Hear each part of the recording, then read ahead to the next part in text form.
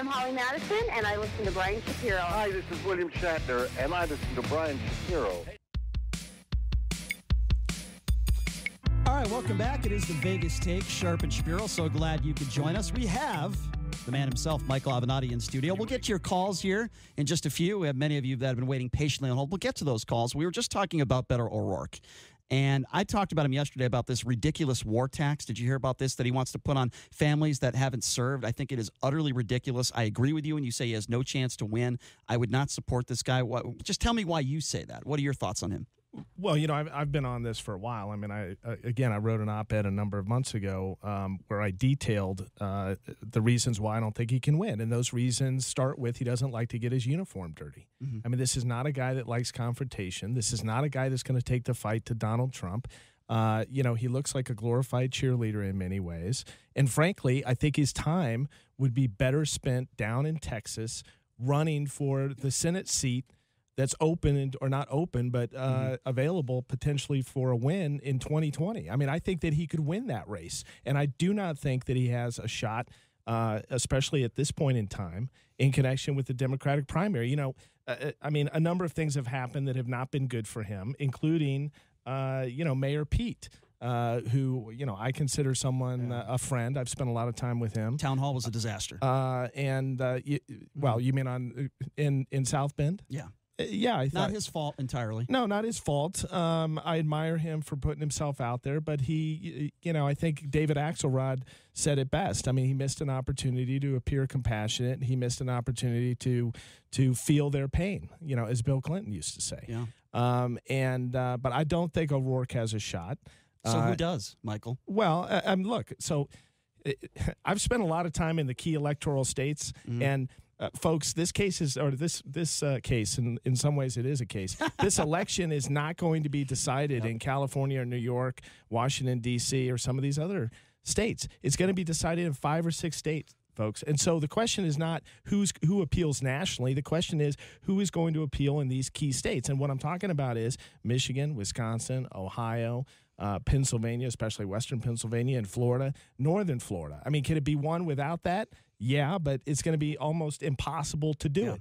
And so you start to look at who the candidates are that can actually perform well in those states. Now, when I was thinking about running, I spent a lot of time in those states. I probably took a combined 25 trips to those states last year, and I talked to voters. And here's what voters in those states care about. Here's what they care about. Number one, they want to make sure they're going to have a good-paying, stable job. That's their number one concern. Number two, they want to have some stability as it relates to health care so that if them or someone they care about gets sick, they're not wiped out and they can take care of the person, okay, or themselves.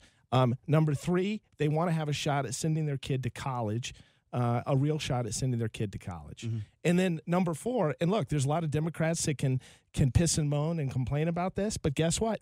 The president's messaging and the Republican Party's messaging relating to the issue of immigration has been effective, and it has accomplished its goal in many ways. And because of that, a lot of these voters care about that issue. They just do. They want a strong border, okay? Mm-hmm. I personally believe we should have a strong border. Do I think that we should be jailing kids and stripping kids from their parents? Absolutely not. That's why I've worked so hard to reunite over 70 children with their parents over the last year. And you've done that, right? You haven't been paid to do that. I haven't been paid anything in connection with that. And not a single dime. But you don't even gloat about that. You barely mention that stuff. People don't realize you've done a lot of things and you've helped a lot of people in your life. That. It's not just about making money. Yes, you've made a lot of money because you're very good at what you do. There's nothing wrong with that.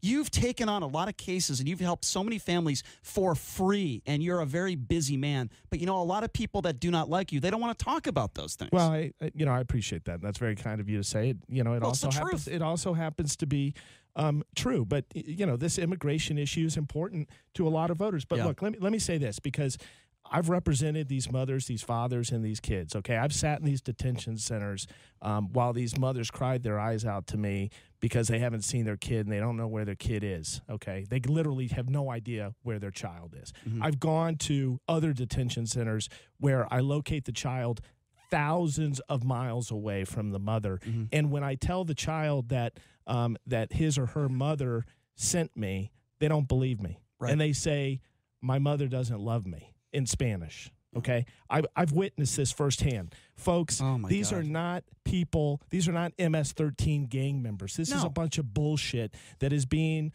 fed to the American public in order to implement and hold true to a draconian immigration policy. Now, are there a few coyotes here or there trying to take advantage of people? Yes. Are some people being assaulted during the ride or being the journey? It's not a ride because many of them are walking there on foot. Yes. Yeah. So I'm not going to say that's not happening, but when you're talking about such small numbers, it's ridiculous extremely small. Extremely small. And it's ridiculous to even bring it up. And when Donald Trump says these people, they're crossing our border, they're rapists, they're bad people, and I suppose some of them are good people, it is utterly disgusting. All right, we have a lot of people that have been waiting on hold to talk to you. Let's take a few of these phone calls. You're on with Micheal Avenatti. Let's go to Jessica. Jessica, how are you? Hi. I have a few things I wanted to say to Micheal Avenatti. Yes, ma'am. I wanted to say that I'm a strong supporter of yours. I want you to keep doing what you're doing. I'm wishing you the best of luck in everything that you do, and I hope you stay strong and encouraged and ignore those ignorant people. And also, I would like to say I think you are a very handsome man, and you date black women. Jessica, have you called in before? I think she has, actually. She definitely has. Yeah. Jessica, that $20 we talked about, I'm going to send by PayPal, all right? No, but seriously, thank you for those very sweet comments, and God bless you. Thank you, Jessica, for the phone call. We appreciate that. Again, the number is 257-5396. Tim, you're next on the Vegas Take. How are you? Hey, guys. Hey, Michael, I had a question on, Trump's hush money. Yes, Tim, go ahead. Hello? Yes, we're listening, Tim. Go ahead. Okay. You told The Hill, you said there are 3 additional female clients of mine that have not been disclosed that were paid hush money prior to 2016 on behalf of the president. Where are those 3 people? Yeah, that's a great question. So just so you understand, when a client comes to an attorney and consults with an attorney, the client gets to decide generally what's disclosed about their particular matter. And the facts that are disclosed, as well as their name. So, for instance, if Stormy Daniels would have come to me and would have said, look, I don't want you to file a lawsuit, or I don't want you to use my name, or I don't want you to disclose A, B, or C, guess what? I'm obligated to follow those instructions except under very limited circumstances. Mm-hmm. So the reason why those 3 individuals have not come forward is because they've made the decision that, at least at this point in time, they don't want to come forward. So it's not for me to out them against their wishes. One of them decided absolutely she doesn't want to come forward. Another one was on the fence. And the third one has recently decided that she doesn't want to come forward. And in light of what just happened, relating to the most recent allegations and the way that these people are treated in social media and otherwise, these very brave women, who can blame them? I mean, their life is turned upside down. All of a sudden they have to face death threats, etc. So look, it's their story. It's their life, and they get to decide whether it gets disclosed or not. Could not agree with you more. 257-5396. Pam, you're next on the Vegas Take with Micheal Avenatti. What's on your mind? Hi. Well, first I want to say hi, Brian and JD. Thank you. I haven't called in a while. I listen to you guys when I get home from work. Thank you, Pam. We appreciate that. I want to have something intelligent to say, and sometimes I'm so tired after work, So am I. But I hear you. But I got to say, Michael, you are a wonderful addition to the show, and I want to tell you, I support you 200%. I've been hearing about you from day one. I've seen you on all the cable channels, on The View, and I think you are a great guy, smart, a wonderful attorney, and I know you did nothing wrong, and everything is going to work out great. So, Pam, basically what you're telling me is you don't like Micheal Avenatti. Is that what you were trying to say? No, I'm just kidding. No, I'm just kidding. Well, so Pam, I want to tell you how much I appreciate that, from your lips to God's ears. And, God bless you for working so hard. And, try to take some time off and find some time for yourself, because it sounds like you're working too hard. All right, 257. You have some fans out there, man, Micheal. She really hates you. Let's go to Sharon. Sharon, thank you for calling in. How are you? I didn't know my mom's name was Pam. She never told me that. Sharon, you're on with Micheal Avenatti. How are you? Hey, Sharon. Hi. I'm very well. I just wanted to thank Mr. Avenatti for picking my suggestion of In the Ring with Micheal Avenatti. That's right. This is true. Oh. Sharon, that's right. Sharon named the show. Sharon, thank you an enormous amount for your suggestion on the show, and kudos to you. Sharon, if I had a huge prize to give you, I'll tell you what you just won. You just won a minute on the air with Micheal Avenatti. That's all I can offer you right now. I apologize, Sharon. That is like Well, thank you for the name. highlight of my life. Thank you for the name, Sharon. So what would you? Yeah, Sharon has been a huge supporter on Twitter and otherwise, and I'm very fortunate to have her behind me. Thank you, Sharon, for coming up with that name. We appreciate that. And I wish you came up with a better name for myself. My mother named me Brian. You probably would have come up with a better name. And Sharon, that name totally properly encompasses exactly what Michael's going through right now, and that's a great name. Yeah, we appreciate that. Thank you so much. I have one question. Sure, go ahead. I want to know if Michael can tell us about catching that marlin. I don't know what that means. That sounds like an I posted a instant. picture of a marlin that I caught on Instagram. I did not know that. that. It was a lot of fun. I actually took a friend of mine that I've known about 30 years out, and he'd never been marlin fishing, and he caught the first one. I was fortunate enough to get the second So one. you're a master fisherman, you're a race car driver, you're an attorney. I mean, what is it that you don't do, Michael? That's what I want to know. I don't cook. You don't? Well, neither do I. TV dinners? I don't cook. I have a lot of respect for people that cook well or even cook at this point because I don't cook, among other things, and I'm not a very good artist either. Neither am I. Let's go to Nasir. Nasir has been waiting patiently on hold. Nasir, you're on with Micheal Avenatti. How are you? I'm good. How are you? Doing good, Nasir. What's on your mind? Okay, so I'm going to make it quick. First of all, Michael, when it comes to R. Kelly, I know you talked a bit about the federal charges and stuff. Do you know, just estimate when that will be filed without saying too much because I know it's ongoing? Mm-hmm. And also, do you have any idea on what Steve's defense will be? Because all he's been doing is deflecting. I mean, today he talked about, the statute of limitations and DNA being collected wrong, but he's never really defended his client. Yeah, thank you for the question. So R. Kelly was charged at the state level, and for those that may or may not know, in Cook County in Chicago with multiple counts, and this was following us turning over a videotape to Cook County prosecutors in, I think it was approximately February of this year. So today the judge ruled, or at least stated, that the first trial is likely to happen next year in connection with those charges. We don't exactly know when. In addition, as I've stated, I am highly confident that Robert Kelly will be charged at the federal level with multiple federal crimes relating to his sexual assault of women under 18 years of age for the better part of 2 or 3 decades. And we're not talking about a few. It's really not women. These are young girls. We're talking about a number of young girls, and I am confident that ultimately he will be convicted. And, frankly, look, R. Kelly is a very talented singer, music writer, producer, and the like. But if this guy did not have those talents, he would have been convicted and locked up a long time ago. And it's outrageous what he did. And, again, this is another example of what you talked about earlier. I mean, I haven't charged any of these clients anything in connection with my work on the R. Kelly case. Taking it all for free. For, well over a year now. I mean, we were involved back in April of last year. We started this journey in connection with trying to get to the truth and bring justice on behalf of these girls. And we're going to continue to do it. Absolute pedophile. We hope he spends the rest of his life behind bars. And I've asked this question before, Michael, but do you think that R. Kelly's charges and crimes and convictions will be more egregious, or do you consider them to be more egregious than Bill Cosby's? I think I do because of the age of the victims. Although it's really tough for me not to be biased when I answer this question, because I've sat there with a number of these girls as they've told their stories to investigators in painstaking detail across hours and hours, and I've heard these girls recount what happened and some of the acts that were perpetrated against them and some of the things they were forced to do and how they were brainwashed. This is a bad guy. I'm just going to say that, okay? I think that's... When you hear this, when you hear the details, and people have not heard a lot of the details, okay? We've only scratched the surface, frankly, and it is disgusting. I'm a father to 2 daughters, 16 and 14. This guy does not deserve to be walking around free. So then you could say it possibly compares favorably to Charles Manson.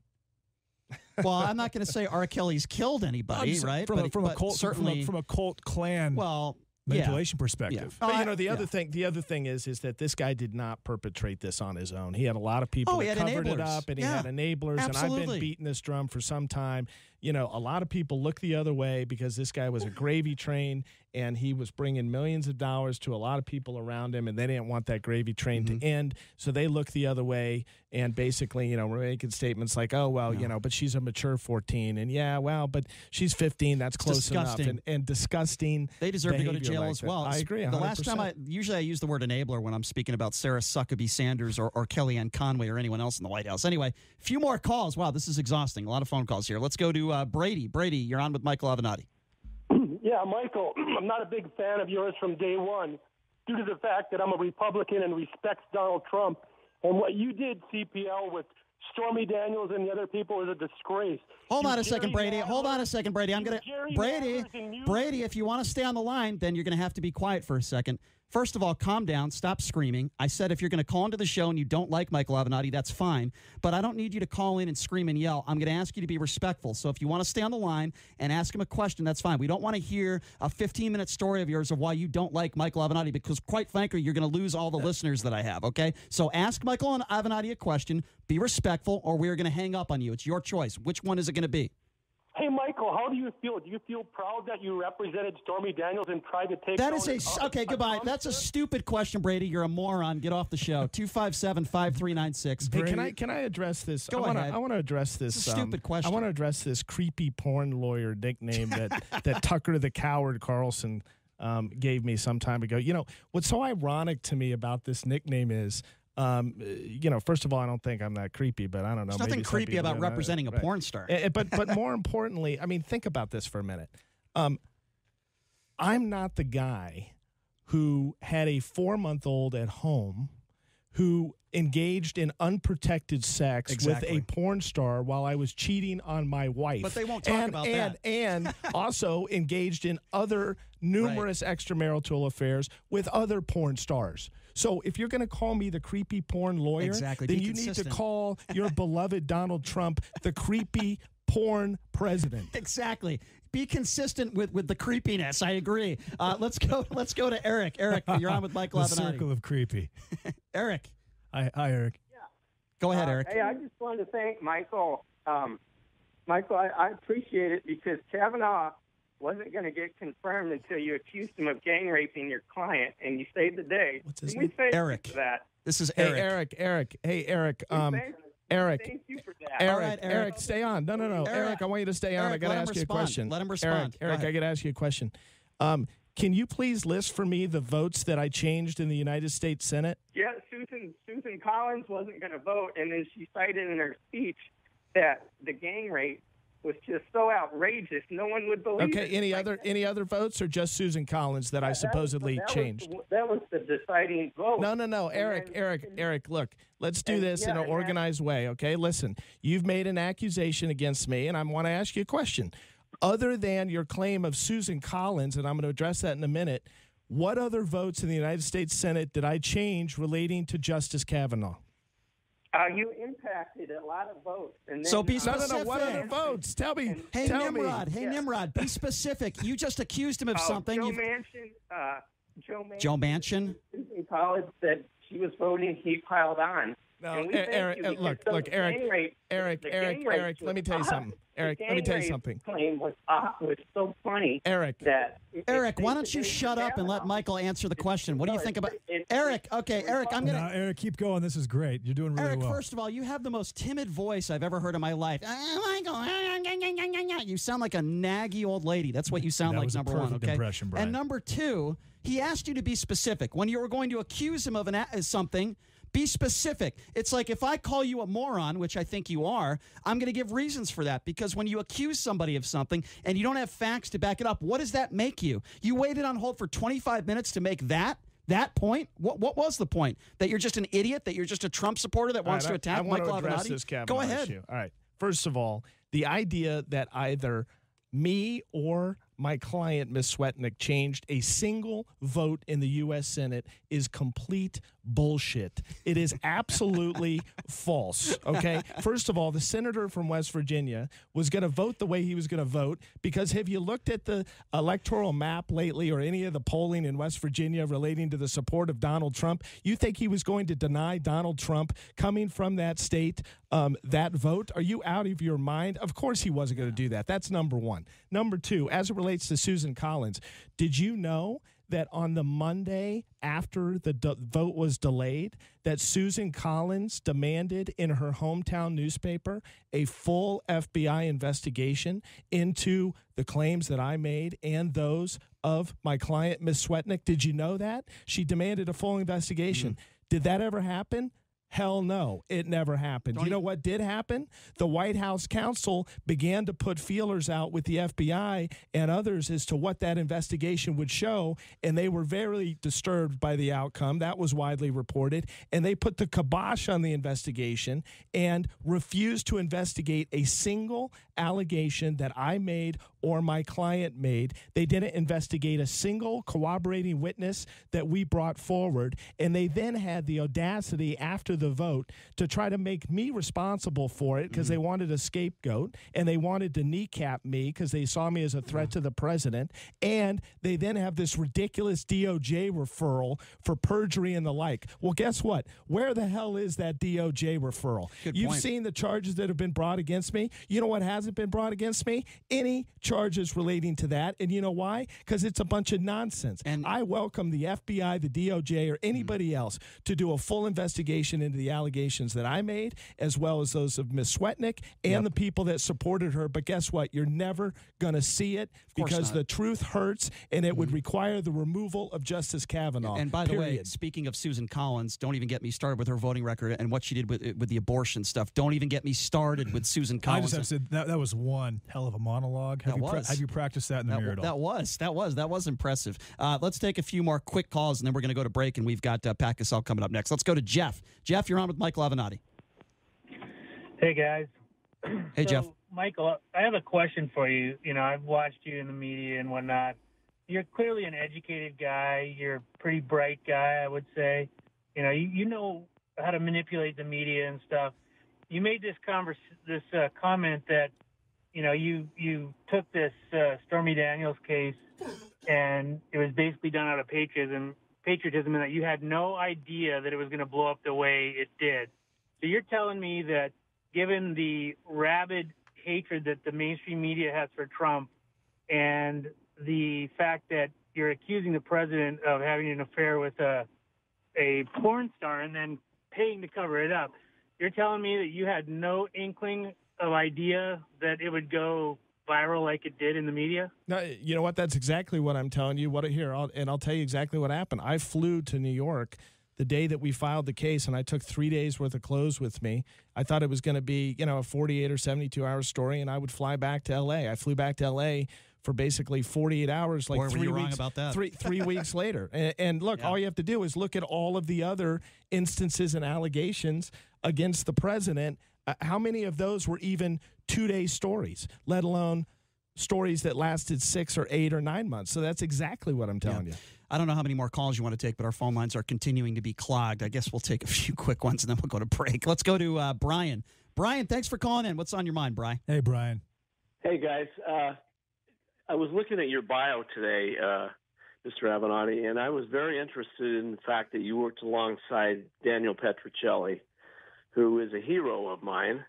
I believe that his book, Triumph of Justice, is the definitive book about O.J. Simpson and the civil lawsuit. So I wanted to hear what your opinion of him and what happened in the civil trial with O.J. Well, that's a great question. Thanks, Brian. Thanks for calling in. So I worked with Dan after he had completed the civil O.J. trial against or on behalf of the Goldman family, which he was successful. And you know, here's what I'll say. I was very lucky as a junior lawyer to have a couple mentors that really formed me as a lawyer in many ways, and Dan was certainly one of them. He's an exceptional trial lawyer. He's a dogged advocate. very articulate guy, very charming in a courtroom. You know, he's got quite the skill set, and I've always had a lot of respect for him, and I continue to have a lot of respect for him, even though, you know, at times, especially as of late, he's represented some clients that I didn't necessarily agree with. Including, ironically, he represented Trump University a few years ago, long after he and I had parted ways. But look, as a lawyer, I have an enormous amount of respect for him, and he's a good guy, and I thought he did a great job in the OJ trial. Jacob, you're next with Micheal Avenatti. Go. Hey, Jacob Wool here. Michael, I just had a real quick question, and that was regarding the woman that accused you of violence, Morelli Minuti. Is the restraining order from her, the domestic Wait, Jacob, hold on a second. No, wait, hold on a second. I'll choose whether, he'll choose whether he wants to answer or not. You've made a living, Jacob, off of lying. It is the only reason why anybody knows who you are. This is Brian Shapiro talking now. You emailed me the other day, and you said you would double our ratings. Nobody cares about you. Nobody cares who you are. I never emailed you. I don't know what you're talking about. Yes, you did. Yes, you did. You are a liar. You're full of it. You're full of it. Oh, really? I will. Guess what I'm going to do? I'm going to provide those emails and post them on social media tonight. You're a liar. You are a liar, and your entire life you have done nothing but be on the right, attack people on the left, come up with lies, and now you want to call into the show. Why don't you get a life? How old are you? 12? It's a restraining order. Why don't you get a life? How old are you? You act like you're get off our show. You act like you're 12 years old. You've made a living lying, attacking people on the left. You've done nothing, accomplished nothing in your life but lie. Get off the show. Never call back ever again because you are a loser, okay? A loser. Okay, Jacob, great call. Yeah, great call, Jacob. Let's go to Greg. Don't even address that idiot. Greg, you're on with Micheal Avenatti. Go. Yeah, I heard Michael earlier say that his investigation started in 2019, but the indictments say that the IRS started investigating him in 2016. So how does he justify that? Well, there's a big difference between taking a look at a potential civil tax issue and criminal conduct. That's all I'm going to say as it relates to that, and I'm confident that the facts and the evidence at these various trials are going to prove exactly what I'm saying, period. And again, if anybody thinks that I would be facing what I'm facing right now, but for the fact that I took on the President of the United States and was a substantial threat, you're kidding yourself. Last two calls, then we're going to break, so stop calling in, guys. Let's go to Emmett. Emmett, you're on with Micheal Avenatti. Hey, how's it going? Thanks for having me on. And sure. First, I just wanted to say, Michael, I am a Trump supporter and a Republican, but I'm actually, I want to say I'm sorry on behalf of some of these other idiots. I think you're an intelligent guy. I've always been interested in what you have to say, and that's why I showed up at Politicon last year. We all got to challenge ourselves in the way we think. I think you do play an important role in these dialogues, okay?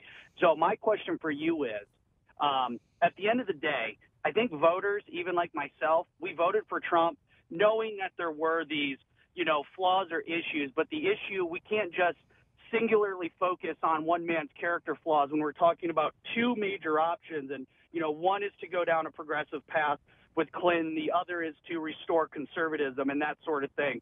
So what's your advice, I guess, for the Democrats? I'm curious, what can they learn from Trump to be successful? Will they stop and look at themselves and will you and say, why did we lose in 2016? Yeah, well, you know what, Emmett? I mean, I got to tell you, I really appreciate the call. I appreciate the candor. I appreciate the comments you've made. I really do. It means a lot. And, here's what a lot of people on the right don't realize. If we really started going through the issues and talking about a number of these issues, I have a lot of close friends that are Republican, and I agree with a number of the positions of the Republican Party. People don't realize, they think that I'm, out there far left and that I don't believe in anything the Republican Party believes in, okay? Obviously, I identify myself as a Democrat. I would identify myself as a centrist Democrat.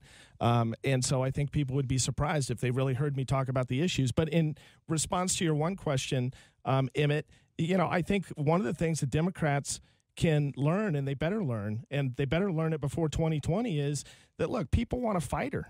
People want somebody that's going to be out there fighting for them. Mm-hmm. Now, even if they disagree with, a number of their policies or a number of their moral character flaws, they want somebody that's going to stand up and fight like hell for them. Mm-hmm. And they also want somebody that is genuine. And what I mean by that is, a lot of people believe that if you took Donald Trump off the rally stage and you sat him down at the table with you, he'd be the same guy. And guess what? He would be the same guy. He's genuine in that regard. Now, we can have a discussion as to whether what he says during the rallies, he really really firmly believes everything he says. We could have that discussion. But there's two things you cannot say about Donald Trump. You can't say he's weak and he's not a fighter, and you can't say that he lacks that genuine quality that I just mentioned. And that's what a lot of people want. And the problem with the Democrats is they're generally seen as weak because they allow themselves to be seen as weak. And in many cases, they are weak. I mean, look, if there was a Republican-controlled Congress with a Democrat president, of course they would have already passed impeachment charges in the U.S. House. And they'd be standing trial. The Democratic president would be standing trial in the Senate. I don't necessarily, I don't say that in a negative way. I actually say that out of a respect. The Republicans play the national political game generally a hell of a lot better than the Democrats do. And they have for many, many years, for decades. The problem with the Democrats in a lot of ways is they're not tough enough and they're not seen as fighters. And you mentioned weakness. With what's going on right now on social media, you have all these different Republicans. We're talking Ben Shapiro, Michael Whitlock, et cetera, that are attacking you on social media. The Republicans, that's supposed to be the party of strength, the party that stands up and fights. But you're making this party look very, very weak. Well, do you think that I think they're not used to, and I saw this very early on when we filed the case, and I was actually very surprised by it. In that they created, the White House allowed a vacuum to be created, a void, and you want to know one of the reasons why I was on television so much right after we filed the case? Because the White House wouldn't put up anybody against me. Right. So they created this void. So my attitude was, and I figured this out very quickly, I said, you know what? Screw it. If they're going to create a void, I'm going to go fill it. And that's exactly what I did. I filled the void. The White House would not allow Kellyanne Conway to come on opposite me. There was a number of morning shows. Shocker. A number of morning shows that had scheduled us both, and the White House found out about it. They put the kibosh on it. They would not allow Rudy Giuliani to come on opposite me. There's no way in hell Don Jr. will ever appear on any program opposite me. Why have you not said the word Biff once today? Yeah, exactly. And the big issue is why go out of your way during the day to attack you digitally, but then when asked to step up to the plate, you can't do it. It's one word. It's called coward. It really does make the strength party, the Republican Party, look very weak. I'm going to take one more call. This is the last call, and then Pat Cassell coming up. He does a weekly show here on KDWN, and he's a Trump supporter, so it should be an interesting discussion. One more phone call with Micheal Avenatti. Bobby, you've been waiting patiently on hold. How are you? Hey, this is the best call of the night if I can get it out. Okay. Michael, I'm kind of starstruck. I really enjoy you on the programs, but here's what I want to say, and I know Brian agrees with me. We all wish that somehow, some way, you would have played your cards a little differently, less scandals, even though I'm sure a lot of them are all false. We would rather see you on the debate stage tonight, other than Cory Booker and some of these other clowns. I agree. Just overdo it. I agree. mean, you could so easily be up there on the debate stage, and you would kick butt. I mean, we all agree here tonight. If you could have just kept it a little calmer and kept your scandals down, I know we all make mistakes. No big deal. Chicks cause problems. But if you should be on the debate stage tonight. And that's I what agree, really Bobby. tonight, Look, man. you know what, Bobby, I appreciate that. You against Trump would have been like UFC super fight. I mean, I would have absolutely enjoyed it. And damn it didn't happen. Bobby, I appreciate it. Thank you, Bobby. Bobby, I appreciate it very much. And look, I'd be lying if I said that I have not had a few, maybe 20 moments over the last week or so where I've been thinking, I should be getting ready for this debate in Miami. That would have been fun. Because I think it would have been a lot of fun. And look, who knows how that would have played out. I mean, I don't know that ultimately that I would have won the nomination because there's so many things that go into that, but I certainly would have influenced the process. I mean, even in the short period of time that I was around and I had potentially thrown my hat in the ring and there was rumblings, I think I was influencing the process. Here's what I will say, though. I think the debates, if they would have ever happened between me and Donald Trump, would have been unbelievable. I think they would have been off the chart. I think it would have been must-see TV. I think the ratings would have been great. And look, I would have relished the opportunity to do that because I think I would have absolutely destroyed the guy. And it would have been a fight. Look, it would have been a fight for the death. To the death. It would have been a cage match. And I think that, a lot of these Democrats say that you're not, that you can't beat Donald Trump by squaring off with him and you can't beat him at his own game. I think that's nonsense. I agree. I think the only way you're going to beat this guy is to go right after him, period. And I wish you could have been there. But who knows what the future holds for you. We'll get into that a little bit when we come back. Pat Cassell's going to be joining us. is. I'm going to take a quick break. I went a little late there. We'll be back with Pat Cassell, Micheal Avenatti right after this. You're listening to the Vegas Take on the all-new 101.5 FM, 720 AM KDWN. All right, welcome back. It is the Vegas Take, Sharp and Shapiro. So glad you could join us. We are going to be doing this every Wednesday with Micheal Avenatti, in the ring with Micheal Avenatti from 7 to 8, but he was nice enough to join us in studio today. So we're joined by Micheal Avenatti, and also in studio, his name is Pat Cassell. Now, you might know that name because he's probably done radio longer than I've been alive. But besides that, not to make Pat sound old or anything, but he does do a show here on KDWN as well. He happens to be a Republican. He supports Donald Trump. And, we want to get into it. He's actually getting into serious discussions regarding office, considering running in 2020 for Nevada Assembly or the state Senate. Yes, so I appreciate you coming in, Pat. How are you? My pleasure. Thanks for having me. Let's get right into it, okay? What do you think Donald Trump's chances are of winning in 2020? Against the current people they're running? Yes. I would say he's probably a 6-5 favorite. Michael, what do you think? Unless the economy dramatically changes. Mm-hmm. You agree with that, Michael? Well, I don't agree with that, but here's what I'll say. I think that his chances are a lot better than most Democrats are giving him at this point. I don't think that Democrats in a lot of ways have come to the realization of how strong he is in some of these key electoral states. We could talk about whether he should be or not. That's a different story. I'm just talking about the reality. Right. Because the fact of the matter is that people in Ohio and Wisconsin and Michigan and some of these other key states, they see him differently than in California, New York, et cetera. And, now with that said, a couple statistics. First of all, in the history of the United States, there has never been an incumbent president who's run with a good economy and lost, to your point. So you're right about that. However, I think that the most promising polling data recently for the Democrats is not, who necessarily will beat Donald Trump, et cetera, but is this poll, these results that I'm now seeing that suggest that voters are disconnecting the economy from Trump, meaning they're not giving Donald Trump credit for the economy. Now, whether that is true or not is a different story. But what I will say is if those polls are accurate and there is a division or a disconnect between the economy and Donald Trump, now, again, that would be the first time in the history of the United States that disconnect would be present. But if it's true, it will pose a significant problem for the president relating to his ability to be reelected. Short of that, it's going to depend heavily on who the Democrats' nominee is to go up against Donald Trump. I think some of these folks have no shot of beating him. There are 25 people. I think Biden is the most seasoned if they go into a debate.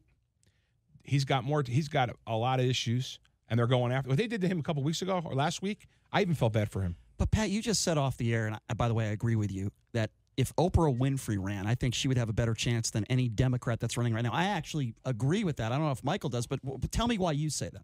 Well, first of all, her popularity's there, and politics is not what we've seen over the last 20, 30, 40 years. It's changed. It's evolved. Mm-hmm. I mean, you look at Trump, he was a television personality. Oprah was a television personality who's an entrepreneur, who's very well liked, okay? She could definitely be a force to be reckoned with. Do I think she wants to do it? No. But I think when I listened to Bill Maher Friday night, I'm like, he's right. He makes good sense. And for the record, my co-host JD has a huge Oprah Winfrey poster in his room. Isn't that true, JD? It's actually life size. Oh, is it? Okay. Michael, do you agree with that? I agree with that to a point. I will say this. Politics has changed, and it's changed for a number of different reasons, including social media, attention spans, how people get their information, the importance of visuals and the importance of TV and the like is far greater now than it's ever been at any point in time, and that's why we ended up with Donald Trump. And frankly, that's one of the reasons why my popularity exploded last year when it did, for those reasons. If you're good on television, if you're good with the media, that's not the entire battle, but it's a hell of a good start. And I agree with you that, Oprah would be a force. I don't think there's any chance she's going to run this time around or any other time for a bunch of reasons. And I've been very clear about this. Look, I'm supporting Joe Biden. Am I supporting Joe Biden because he is everything I would hope for in a candidate? No. Am I supporting him because I don't think he has any baggage that could potentially hurt him? No. I'm supporting Joe Biden because I've traveled to these key electoral states, and I think I have a pretty good handle on what these voters are looking for. And if they're going to make a change with an incumbent president with a good economy, they're going to make an incremental change. They're not going to they're not going to turn it upside down on its head. Now, there's a bunch of progressive Democrats that I call my friends, some of whom are probably listening. Others are listening. They may be very upset with what I just said. This is not the election where we're going to get a progressive Democratic agenda or nominee in the White House. Maybe in 2024, hopefully. Maybe in 2028, hopefully. Not this election. This is the election where the Democrats need to try to take a small step, displace Trump, right the country from my perspective, and move on. Can I just say, I'm not a huge Joe Biden guy, but last week was a perfect example that he uses the term boy, right? And then Cory Booker, who I'm not... he didn't use the term boy. He said the guy he was talking about, so he uses the terminology. Right. And then Booker comes out, and look, I'm not a huge Booker guy. We could talk about this reparation stuff, which I disagree with him on. But with that being said, Booker said, look, Joe Biden should understand that word, some people are offended by that. And what Joe Biden should have done, in my opinion, is said, look, if I offended anybody by that, I apologize. But it seems to me that Joe Biden is one of those guys. He does have a huge ego. Look, I have a lot more respect for him than I do Donald Trump. Don't get me wrong. We have to have more thicker skin Why in this does he tell Booker to apologize? I think it made him look bad. When I think Booker was wrong, but I think Booker was wrong in a number of fronts. I think a bunch of other Democrats that use this as an opportunity to take a shot at the front runner, and that's exactly what it was. It was politics. It was, here's an opportunity for perhaps me to get traction because Booker's not getting adequate traction. Yeah. He's not going to be the nominee, barring some miracle or some unforeseen event that we can't, that we have no idea whether it's going to happen or not. I don't see it happening. And so he used it as an opportunity. What I will say is I agree with you. I think Biden could have handled it better. But look, under the circumstances, what is Booker and other Democrats, what are they doing taking a shot at Joe Biden this early on in the process under the circumstances? It doesn't make a lot of sense to me. We're taking our eye off the ball. And I'm not saying that this has to be a kumbaya process because it's not going to be. Months ago, people were saying, stop taking shots at Democrats to me. And I said, look, this is going to be a primary process, right? I mean, it's going to be a battle. That's politics. We're not going to just anoint Joe Biden as the nominee. But when I look at the potential candidates, okay, I think under the circumstances that Joe Biden has the very best shot of beating Donald Trump. Right now, I think he does. Yeah. And look, people can bitch and complain all they want about electability. That is the game right now. We have to nominate as a party the person that has the very best shot of beating Donald Trump. And some of these individuals, in my view, they would make an exceptional president. Maybe they would make a better president than Joe Biden. But guess what? They're not going to beat Donald Trump. You need a seasoned politician. Joe Biden, in a lot of ways, Bill Raggio was a famous senator from Nevada, and he once told me, the key to being a true politician is when you run for office, you're a Republican or a Democrat. Once you're elected, you represent all constituents. Right. And of the 25 people I've looked at, Biden, in my opinion, has the most experience of working with both sides. Well, sure. Right now, I agree with both of you. He certainly has the best chance for a Democrat right now to defeat Donald Trump. No question. Okay, we only have 5 minutes left, so that's not probably long enough to talk about this issue. But I do want to bring up immigration, particularly the situation we have at the border with some of these children. We have a bunch of 12-year-olds that are babysitting a bunch of 2-year-olds, right? Some of these places, no soap. These kids aren't able to take showers. It's freezing cold. It is a huge catastrophe. So why can't we blame this administration for that? I'll start with you, Pat, then I want to ask Michael about this. I'll tell you something right now. I blame all of Washington, D.C. The Democrats and the Republicans. First of all, when the Democrats had control, what'd they do? Nothing. When the Republicans had control, what'd they do? Nothing. Okay? It's not this administration's fault. It's been a carryover. You know something? It's time for us to do what we're supposed to do and get some stuff done. This stonewalling in Washington and playing partisan politics is you're seeing kids die. You're seeing kids in places they shouldn't be. I also blame parents. I also blame the fact that we decided we're going to just come on, flood the border. The word's illegal. We have to have a process to bring people into this country correctly. And that's what. If you want to go to Canada, you want to go to Australia, wherever you want to go, there's a process. Unfortunately, our process sucks, and it's hard to believe the greatest country in the world cannot manage a border. Michael, what do you say to that? Well, I mean, here's what I say. I think that this issue has been politicized by the Trump administration for their own political reasons more so than any other administration in modern times. They use this as an issue to incite their base. The president uses it as an issue to incite his base. And frankly, I think that this is one of those issues. If Donald Trump had been smart when he was elected in 2016, he would have pulled back on the throttle a little bit, pulled back on the rhetoric, pulled back on some of the draconian policies and some of his views. And you know what? Had he done that, he'd probably have a hell of a lot better shot of being reelected. But instead, he not only continued the rhetoric and the approach from the campaign, he actually furthered it. And this is an example. Here's the bottom line. This is a humanitarian crisis at the southern border. We've got to fix it as a country. And Trump should show some leadership, and he should fix it now. We should not be playing politics with children, okay, who are dying. They're getting sick. They are separated from their parents. They don't have soap. They don't have toothbrushes. And I am tired. I don't want to hear about how it was Barack Obama's fault or anybody else's fault. You know what? This is a problem now. Barack Obama is not in office. First of all, that's not true. First of all, that's not true. But you know what? Now in Washington, they can't settle look, a deal. here's the bottom line. If Trump wanted to solve this, Trump talks about what a big deal maker he is and how he can get stuff done. Well, why doesn't he fix this problem? He has no problem.